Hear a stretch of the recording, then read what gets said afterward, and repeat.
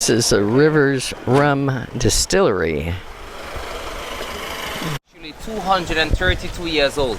We're the oldest one on this island and we're the 7th oldest in the entire Caribbean. The brand of our rum is called Rivers.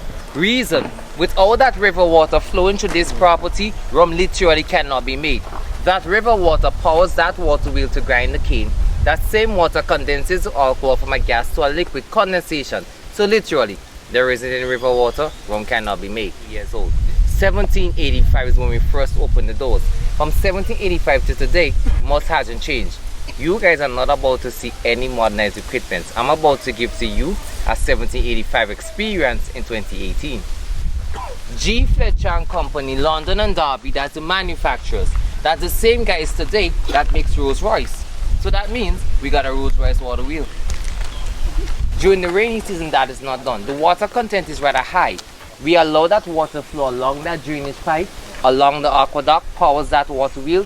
The cane gets grind on the inside. Everything here is literally been done manually. You may ask why. It's 2018, why haven't we gone modernized? One, there are 3 main reasons why we haven't gone modernized.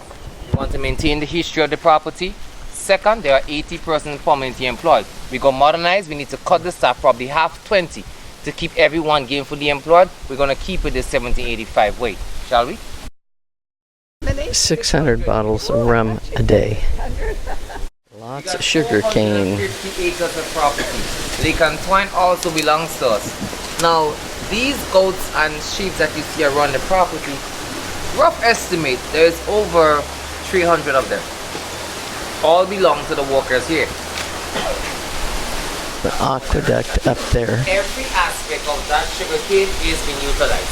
After we extract the juice, the excess, which you're looking at, is locally known as bagasse. The right word is la bagasse. That's a French word meaning waste.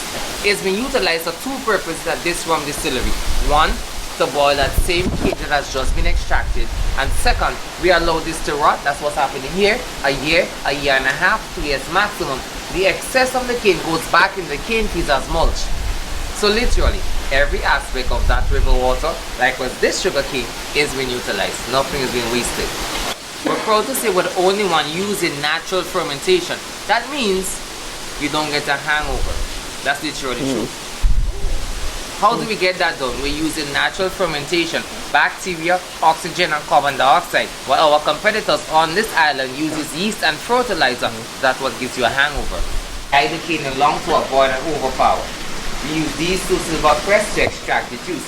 The freshly squeezed cane juice falls exactly beneath the press, flows along into this drainage pipe, is then filtered and it goes on to the boiling house. The excess, which you're looking at, is manually loaded into that wooden cart, manually pushed along.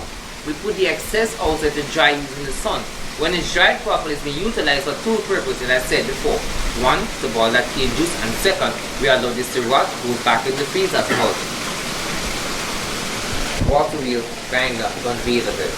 1840, that's 177 years old. If you guys are on a guided tour like now, and these guys here are in operation, the only thing that you will hear is their conversation. This is completely quiet. How the cane juice that has just been extracted flows along this plastic pipe. It's been filtered in front of you.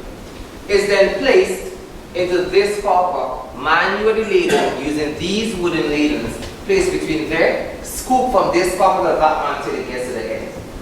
A question was asked a while ago. Someone didn't understand. I'm going to explain. 75% is the highest volume that we produce. That's what we started off, 1785. After 9/11, what incident happened, there was a worldwide ban issued. 70% not allowed on airline worldwide. Listen to this copper. Cane juice. It's then manually ladled using the wooden ladles from this copper to that until it gets to the end. Reason, beneath these 5 coppers is a furnace which you guys just saw. We are unable to heat each one of them to 100 degrees. This is warm. As it goes along, the temperature increases. When it moves from this copper to my immediate left, all the water has been dissolved. The sugar level is twice times than when it started. It's then manually laden again. This wooden drainage pipe is normally angled from that copper into this holding tank.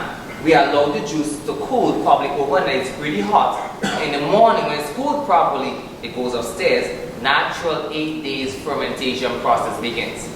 So the boiling house basically does filter in juice, remove the water, improve the sugar. We allow it to cool. It goes upstairs. The third stage, fermentation. We move from using the wooden vats to concrete just to ferment. It was very cost effective to maintain the barrels. Second, the guys who made these barrels on this island, they all died. Wood to concrete. Each one holds 2,400 gallons of that fermented juice, but we just allow it to cool. Each one of these, when it's filled, gives us 200 cases of rum, each one holding 12 completely smooth, ready to be distilled. How do you get a hangover? When yeast and fertilizer has been added to this mixture.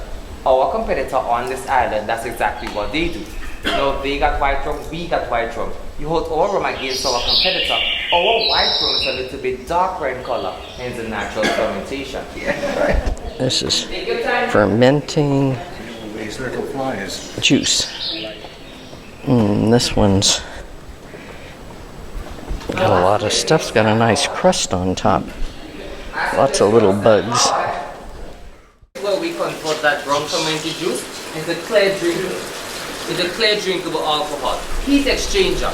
Now this tank holds 600 gallons, but we only distill 300 at a time.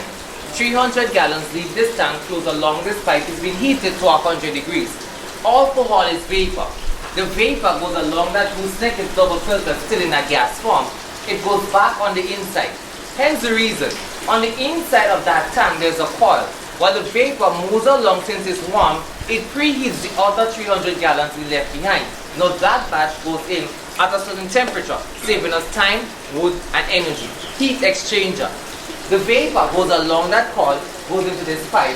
Notice there's a coil submerged on alternating sides. That water is coming directly from the river, it's rather cold. When the vapor touches that water, it moves from a gas to a liquid, condensation. That's the same water that's pouring our waterways. That's why I say literally, without that river water, rum cannot be made. It takes approximately 2 weeks to make a batch of rum.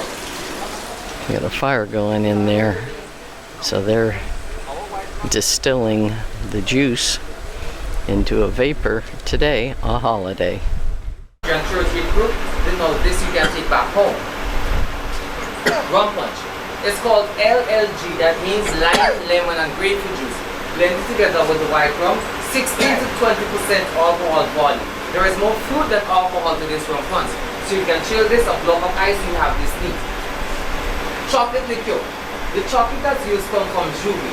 That's a new organic chocolate factory here in Grenada on the western side. We get the dark organic chocolate then together with the white rum. Likewise, 16 to 20% alcohol volume. Chill this, a block of ice, you can have this neat. The white rums that we produce are not ideal, so you can't take it on an airplane. A drink in a glass, orange juice, cranberry juice, grapefruit juice, and won't work. These are ideal to take in shots. At first consumption, it's pretty warm.